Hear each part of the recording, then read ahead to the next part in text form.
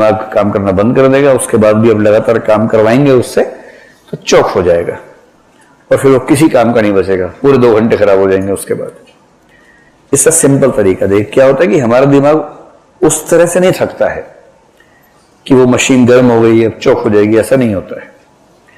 जैसे आप साइंस पढ़ते पढ़ते थक गए हैं, दिमाग काम नहीं कर रहा है, आप कह रहे मैं कुछ नहीं कर सकता, मैं मर जाऊंगा, बर्बाद हो जाऊंगा। ठीक उसी समय किसी ने एक बढ़िया सा गाना चला दिया या गजल चला दिया, आपने गजल के लफ्जों पर ध्यान दिया और आपको लगा हा क्या जिंदगी है। आपने कान में वो लगा लिए, ईयरफोन बोलते हैं, ईयरफोन लगा लिया कान में और बड़े रिदमिक साउंड आ रही है, गजल की पंक्तियां सुंदर सुंदर है, मजा आ रहा है, आपको लग रहा है आपके जीवन का इतिहास गजल के रूप में बताया जा रहा है आपको, और आप मस्त हो जाते हैं। और मजे की बात है कि गजल में जो कहा जा रहा है उसके शब्द के अर्थ की प्रोसेसिंग आपका दिमाग ही कर रहा है। वही दिमाग जो इतना थक गया था कि किसी काम का बचा नहीं था, और वही दिमाग न केवल प्रोसेसिंग कर रहा है बल्कि बहुत तरोताजा हो गया है।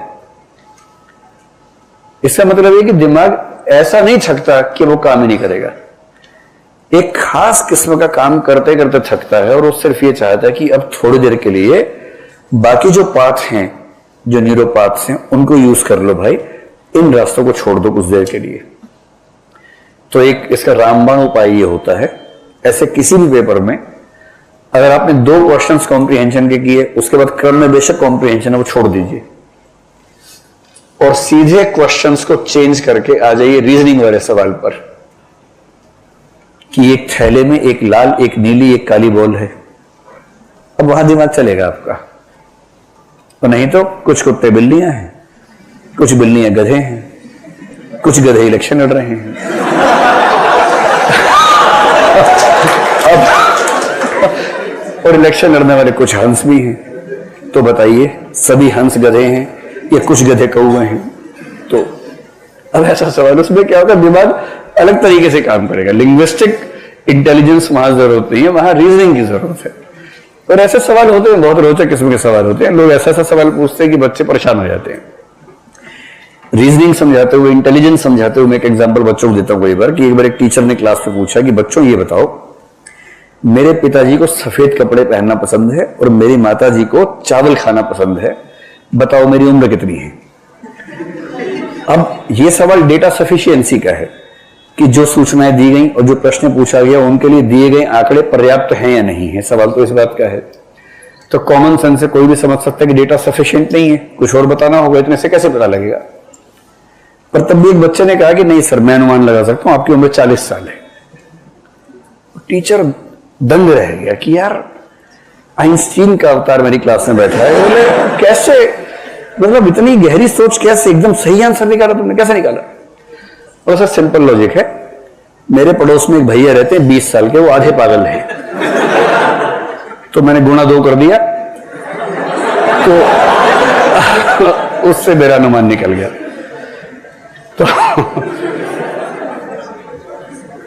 तो क्या होता है कि जब आप प्रश्नों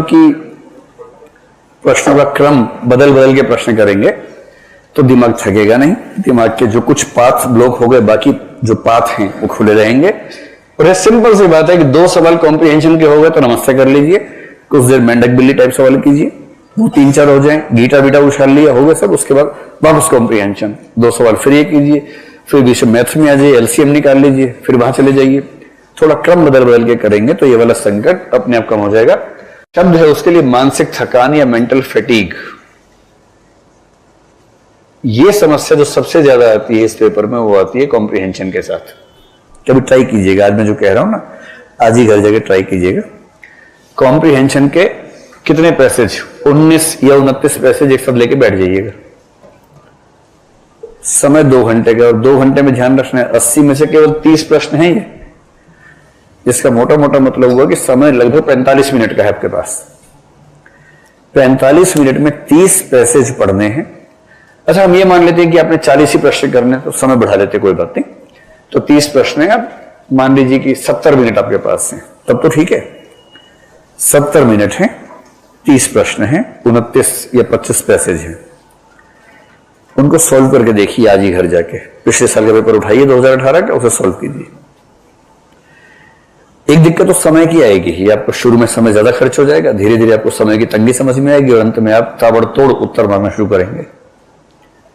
जो असली दिक्कत आएगी उससे बड़ी वो पता है क्या होगी?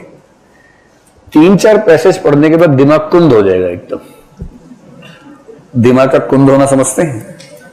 कभी नहीं होता आपका? अच्छा, जिनका होता है वो समझ पा रहे होंगे, जैसे मैं समझ पा रहा हूं। आप लोगों का नहीं होता तो फिर तो बात अलग है, ईश्वरीय दिमाग है।